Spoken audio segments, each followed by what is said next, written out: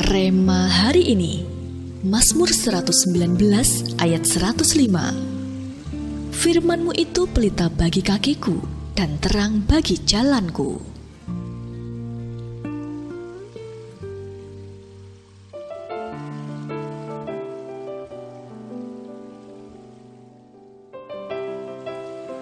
Ada seorang pendaki gunung yang baru pertama kalinya mendaki di tempat itu.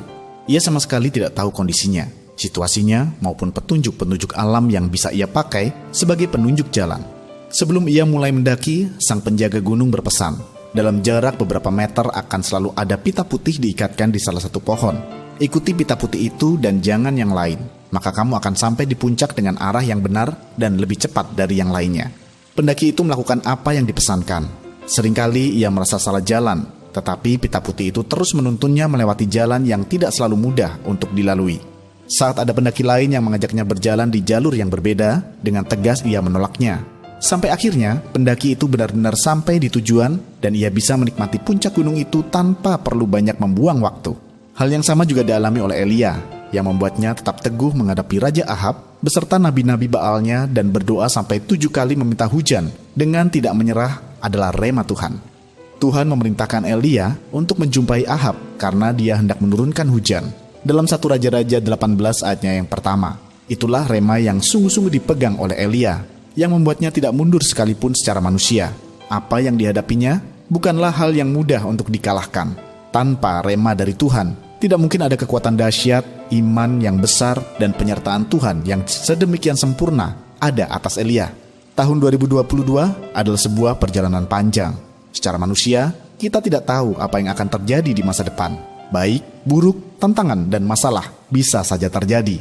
Itu sebabnya kita perlu menjadikan firman Tuhan sebagai pelita bagi kaki kita dan terang bagi jalan kita.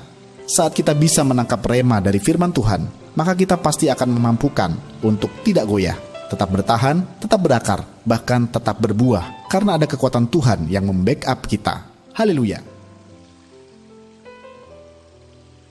Pegangan apakah yang Anda miliki untuk Anda melewati tahun 2022 ini? Sejauh manakah Anda menganggap penting rema Tuhan sebagai pegangan Anda dalam melewati tahun ini? Mintalah rema dari Tuhan.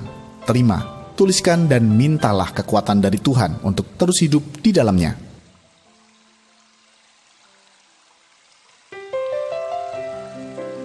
Bapa, Engkaulah sumber segalanya bagi kami.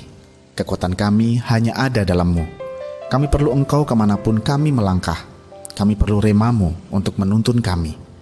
Berbicaralah ya Tuhan, karena kami tahu, tanpa rema perkataan dari Engkau, kami akan tersesat dan tidak ada kekuatan dalam kami.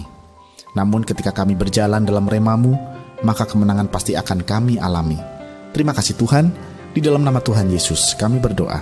Amin. Kekuatan luar biasa Tuhan berikan jika rema Tuhan menjadi pegangan kita.